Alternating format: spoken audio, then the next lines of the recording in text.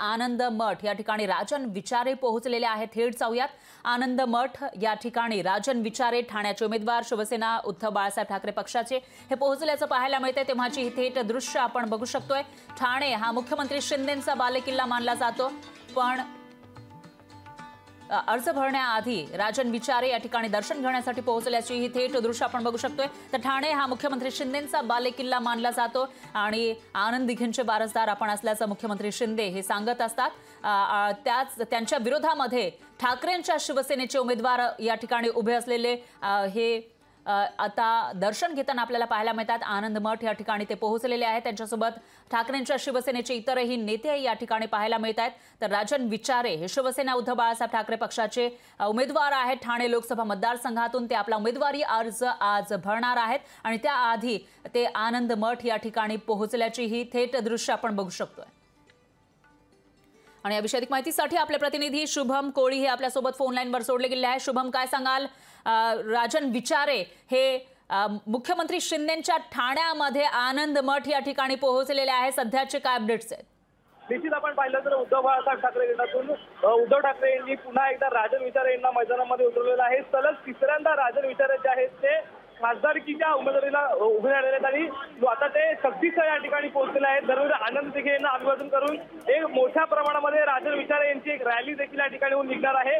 मोठ्या प्रमाणामध्ये शेकडोंच्या संख्येने महाविकास आघाडी असतील किंवा घटक पक्षातील अनेक पदाधिकारी असतील, कार्यकर्ते असतील, त्या ठिकाणी मोठ्या प्रमाणावरती जमलेले आहेत आणि मोठ्या शक्ती प्रदर्शन करत ज्या ठिकाणी राजन विचारे जे आहेत त्यांचा उमेदवारी अर्ज दाखल करण्याकरिता अगदी काही वेळातच जे आहे ते निघणार आहेत आणि एक प्रमुख म्हणजे की आदित्य ठाकरे देखील जे आहेत ते या रॅलीमध्ये जे आहेत ते सहभागी होण्याची शक्यता या ठिकाणी वर्तत होते। फरा निश्चितच शुभम, या ठिकाणी शक्ती प्रदर्शन केलं जाणार आहे, पण एक प्रकारे आनंद दिघे ज्यांचे शागिर्द आपण असल्याचं शिंदे म्हणत असतात त्या ठिकाणी राजन विचारेंनी दर्शन घेतलेलं आहे, त्यामुळे याचा मेसेज नेमका काय जातोय?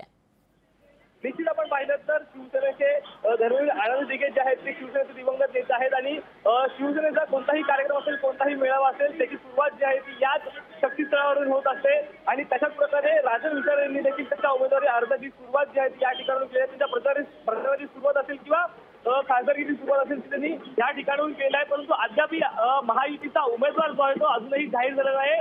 दर दिवशी जे आहेत ते नवनवीन नावं जे आहेत ते समोर आहेत, परंतु आता राजन विचारे यांनी एकंदरीत या मतदारसंघामध्ये पुन्हा एकदा कंबर कसली दिसून येते। फरा निश्चितच कंबर कसल्याचं दिसून येत आहे शुभम, आणि शक्ती प्रदर्शन केलं जाणार आहे, त्याची नेमकी तयारी कशी आहे तेही आपण या ठिकाणी तुमच्याकडून अपडेट घेणार आहोत। दरम्यान धन्यवाद तुम्ही दिलेल्या या सविस्तर माहितीसाठी।